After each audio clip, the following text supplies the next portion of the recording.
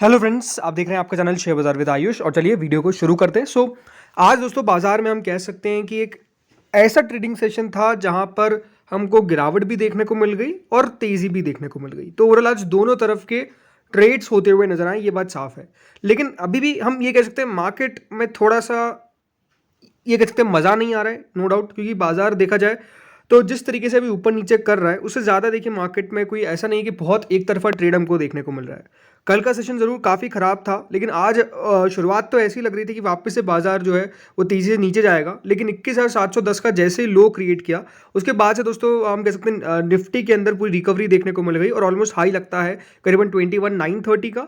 21,839 पर हमको आज निफ्टी की क्लोजिंग देखने को मिली। तो ये कह सकते हैं कि ओवरऑल जैसे मैंने कहा मिक्स सेशन था, ना आज कोई बहुत बड़ी तेजी थी ना कोई बहुत बड़ी गिरावट थी। एक ठीक ठाक सेशन देखने को मिल गया जहां पर हम कह सकते हैं जैसे मैंने कहा दोनों ट्रेड्स हुए हैं वहां पर दोनों ट्रेड से पैसा बनता हुआ नजर आया अगर किसी ने ट्रेड किया होगा, राइट।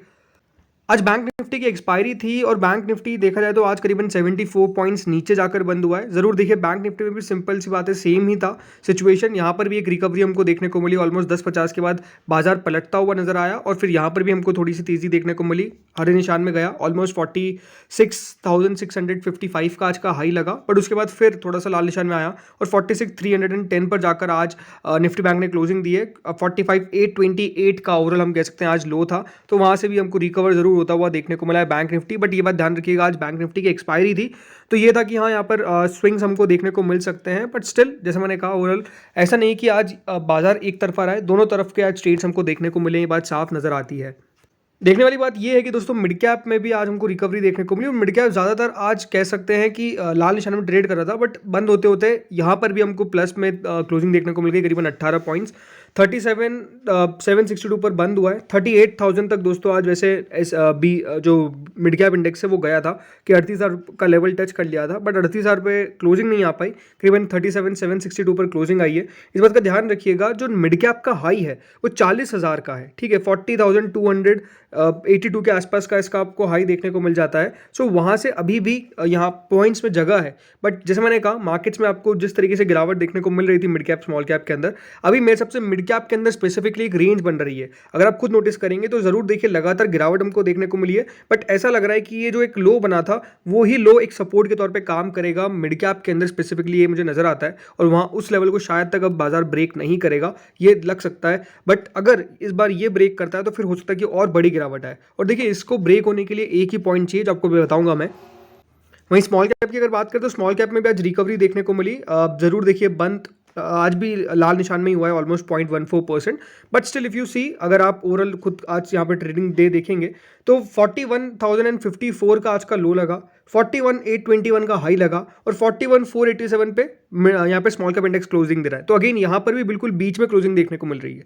तो इस तरीके का आज का सेशन था। जैसे मैंने कहा थोड़ा सा मार्केट, अभी हम एग्जैक्ट वर्ड अगर यूज़ करें तो थोड़ा सा बोरिंग टाइप का मार्केट है। जैसे मैंने कहा ऐसा नहीं है, जैसे मैंने कहा कि एक तरफ के ज़्यादा आपको ट्रेड्स देखने को नहीं मिलते, दोनों तरफ बाजार चल रहा है और अभी ज़्यादातर मार्केट्स में देखा जाए तो बोरिंग ही हमको देखने को मिल रहा है। ऐसा नहीं कि कुछ खास मज़ा आ रहा हो बाजार के अंदर, राइट। अब जैसा मैंने कहा दोस्तों आज का दिन इंपॉर्टेंट ही होने वाला है, बिकॉज आज हमको पता चलेगा कि फेड का क्या कहना है। दोस्तों सबसे इंपॉर्टेंट है कि आज फेड की तरफ से बयान आएगा इंटरेस्ट रेट के ऊपर, वहाँ की इंटरेस्ट रेट को वो क्या करने वाले हैं। वैसे तो देखिए चांसेस क्या है, चांसेस सबको पता है कि कोई भी रेट में बदलाव नहीं किया जाएगा, रेट जैसी थी वैसी की वैसी ही रहेगी। लेकिन ये बात जरूर है कि दोस्तों इनकी कमेंट्री देखना बहुत दिलचस्प होगा, बिकॉज इनके बयान किस तरीके के निकल कर आते हैं स्पेसिफिकली इन्फ्लेशन के ऊपर, राइट। कितनी महंगाई दर के ऊपर उनका क्या बयान निकल कर आता है, उनको क्या लगता है महंगाई दर क्या कंट्रोल में है और जो उनका 2% का टारगेट है क्या वो टच हो सकता है, ये समझना बहुत इंपॉर्टेंट है आज। बिकॉज आज सेकंड डे है मीटिंग का और सेकंड डे के बाद आज उनकी प्रेस कॉन्फ्रेंस भी हो जाएगी, जिसमें ओवरऑल हम ये कह सकते हैं कि फेड के बयान को बाजार देखेगा। आज कह सकते हैं बाजार को जो चलाने वाला है और जो बिगाड़ने वाला है वो सिर्फ एक ही शख्स है। कौन? फेड के चेयरमैन जेरेमी पॉवेल, यानी बेसिकली उनकी पूरी टीम, कि उनकी तरफ से बयान क्या निकल कर आता है यहाँ पर मार्केट के ऊपर। स्पेसिफिकली मार्केट मतलब मार्केट उनकी कमेंट्री देखेगा, उनका बयान देखेगा, उनका स्टैंड देखेगा कि वो क्या कहना चाह रहे हैं about the current market scenario, right. Specifically about the inflation, कितनी महंगाई दर है, क्या महंगाई दर है और जो उनके टारगेट्स थे वो कब अचीव होते हुए नजर आएंगे, वो देखने वाली चीज होगी। बट स्पेसिफिकली हम ये कह सकते हैं कि मार्केट्स में, अमेरिकन मार्केट्स में कल तो एक अच्छा सेशन देखने को मिला और अच्छा सेशन था भी सही, इसमें कोई दोहराई नहीं है। अगर मैं बात करता हूँ एक्सपेक्टेशंस को लेकर, राइट, सी एक्सपेक्टेशंस क्या है? एक्सपेक्टेशंस यही है कि जो भी करंट मार्केट का कंसेंसस है वो यही कहता है कि जो रेट कट है जून के अंदर जो आने की एक्सपेक्टेशंस थी वो काफ़ी अब कम है। क्यों? रीज़न सिंपल है, बिकॉज अभी भी जो वो एग्जैक्ट टारगेट है वो शायद तक अचीव नहीं हो पा रहा है, ये मार्केट का मानना है। और जो मार्केट काफ़ी ऑप्टिमिस्टिक था या फिर मैं कह सकता हूँ काफ़ी पॉजिटिव लेके चल रहा था कि किस तरीके से यहाँ पर फेड रेट कट कर देंगे बहुत जल्द, 2024 के अंदर हमको काफ़ी बढ़िया और मूव देखने को मिलेगा, वो एक्सपेक्टेशंस अभी थोड़ी सी लो है। रीज़न सिंपल सी बात है, क्योंकि जैसे हमने कहा इन्फ्लेशन का टारगेट टेस्ट जो कर रहे थे वो अभी तक अचीव नहीं हो पा रहा है। इसीलिए अगर आप खुद समझेंगे, उनके द्वारा एक बयान भी निकल कर आया था, उन्होंने कहा था we are in a no hurry, मतलब हम कोई जल्दबाजी में नहीं है, हमारे ये नहीं है कि हमको बिल्कुल करना ही करना है और जो हमने पहले कहा था एग्जैक्ट हम उस पर ही टिके रहेंगे, ऐसा नहीं है।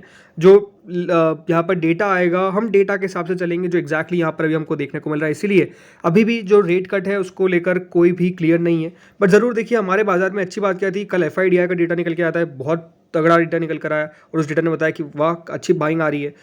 जो डोमेस्टिक मिड कैप और स्मॉल कैप्स है वो डेफिनेटली अभी are likely to lag large caps driven by premium valuations. ये बात ज़रूर है कि दोस्तों अभी भी जो हमारे मार्केट्स है उसमें ऐसा लग रहा है कि मिड कैप और स्मॉल कैप के जो अच्छे दिन थे वो अभी तो थोड़े से दिनों के लिए ठंडे रहेंगे, खराब दिन भी नहीं रहेंगे, बट स्पेसिफिकली ये है कि हाँ अभी उतने अच्छे दिन देखने को नहीं मिलेंगे और ये अंडर परफॉर्म ही करेंगे। इस प्रकार की एक्सपेक्टेशंस मार्केट अगर चल रहा है, और जैसे मैंने कहा कि देखिए इनको अंडर परफॉर्म और किया जा सकता है अगर आज फेड की तरफ से कुछ भी खराब निकल कर आ गया।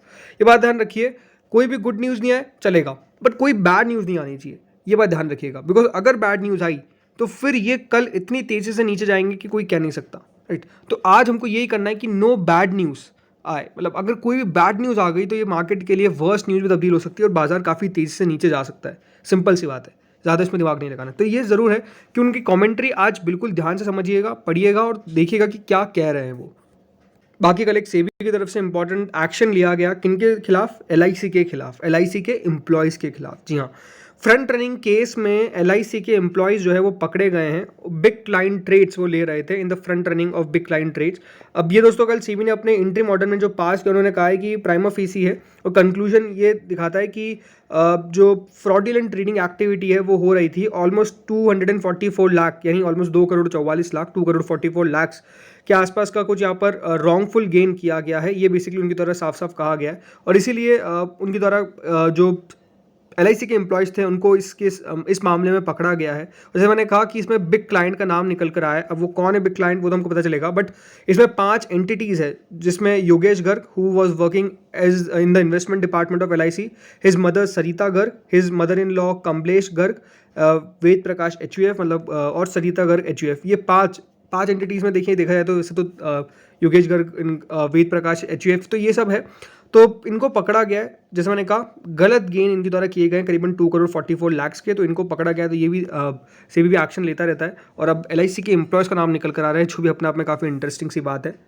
बाकी ज़रूर हम कह सकते हैं स्मॉल कैप को लेकर काफ़ी एक्सपर्ट्स का व्यू ये है कि अंडर परफॉर्मेंस करेंगे, लेकिन कुछ एक्सपर्ट का व्यू ये भी है कि ये अंडर परफॉर्म नहीं करेंगे। जैसे ICICI सिक्योरिटीज़ ये मानता है कि यहाँ पर अब कोई भी करेक्शन ज़्यादा देखने को नहीं मिलेगा। उनका मानना है कि जिस तरीके से हमारी इकोनॉमी चल रही है, जिस तरीके से GDP के आंकड़े निकल कर आ रहे हैं, जिस तरीके से हम कह सकते हैं यहाँ पर BM मार्केट के जो साइन होते हैं वो कहीं से कहीं तक इधर दिख नहीं रहे।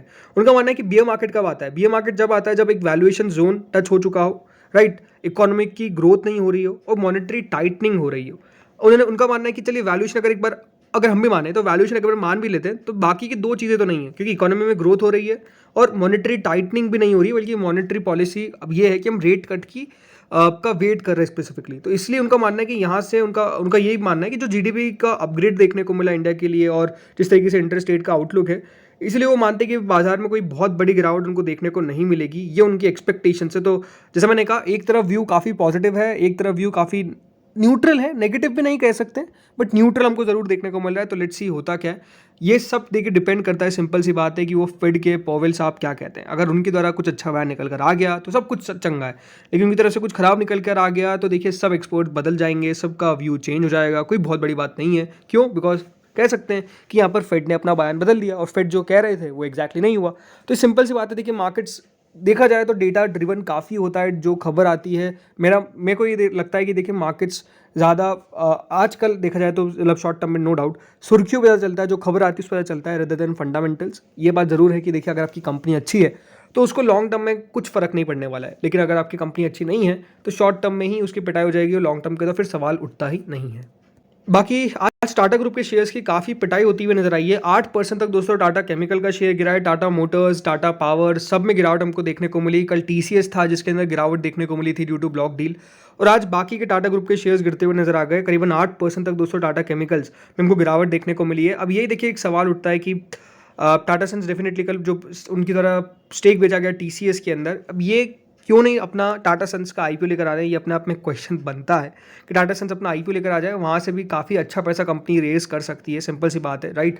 बट क्या कर सकते हैं, शायद तक उसकी एक्सपेक्टेशंस कम है बिकॉज जो ब्लॉक डील हुई वो शायद तक ये संकेत देता है। इसीलिए आज दोस्तों टाटा केमिकल्स में 7 से 8% की गिरावट हमको देखने को मिल गई और शेयर काफ़ी तेज़ी नीचे गया है। जब से देखिए वो खबर आई थी उसके बाद शेयर में बड़ी तेज़ी देखने को मिली, बट ऐसा लग रहा है कि वो जो सारे गेन्स है ये अब गिव अप करता हुआ देखने को मिल रहा है, गिरावट हमको देखने को मिल रही है लगातार। हाल ही में टाटा केमिकल्स पे एक रिपोर्ट भी आई थी, किसकी रिपोर्ट आई थी दोस्तों, ये कोटक के द्वारा, और कोटक ने ये साफ साफ कहा था कि उनको लगता है कि 780 रुपये का लक्ष्य इसका होना चाहिए। उनके द्वारा जो रेटिंग थी उसको तो बरकरार रखा गया था बट टारगेट को गिरा दिया गया था, और मतलब 770 रुपये पर रखा गया था। ओवरऑल उनका मानना है कि जो सोडा ऐश के मार्जिन में गिरावट के चलते इस वित्त वर्ष में इसका अर्निंग पर शेयर पर काफ़ी असर पड़ता हुआ देखने को मिलेगा, करीबन 2/3 गिर सकता है, उनका एक्सपेक्टेशंस है। और इसलिए उनका मानना है कि निवेश को सलाह दी है कि इसमें कोई तेज़ी दिखती है तो उसे शेयर बेचने के मौके के तौर पर देखिए। मतलब अगर यहाँ पर आपको तेज़ी देखने को मिल रही है तो स्टॉक में आप सेल कर सकते हैं, और मतलब यही है कि सेल जब यहाँ पर आपको करना चाहिए, और ज़्यादा तेज़ी की एक्सपेक्टेशंस नहीं है, बल्कि और उनको गिरावट लगती है 780 रुपये पे। अभी तो देखिए 4 डिजिट में शेयर ट्रेड कर रहा है, और उनका मानना है कि यहाँ से स्टॉक काफ़ी गिर सकता है। रीज़न सिंपल है, बिकॉज उनको लगता है कि जो कंपनी का 2/3 यानी जो कंपनी का ईपीएस है वो 2/3 गिर सकता है, 2/3 से ज़्यादा गिरता हुआ नजर आ सकता है, यानी ऑलमोस्ट 66% का फॉल देखने को मिल सकता है कंपनी के ईपीएस के अंदर। तो इस प्रकार का दोस्तों आज कुल मिलाकर एक्शन हमको देखने को मिला बाजार में। होपफुली आपको वीडियो अच्छा लगा होगा, समझ में आया होगा, और डेफिनेटली हम चर्चा करेंगे अगर यहाँ पर फिर का बयान जो भी निकल कर आएगा उसके ऊपर भी। तो इस वीडियो में इतना ही था। Thank you friends for watching this video.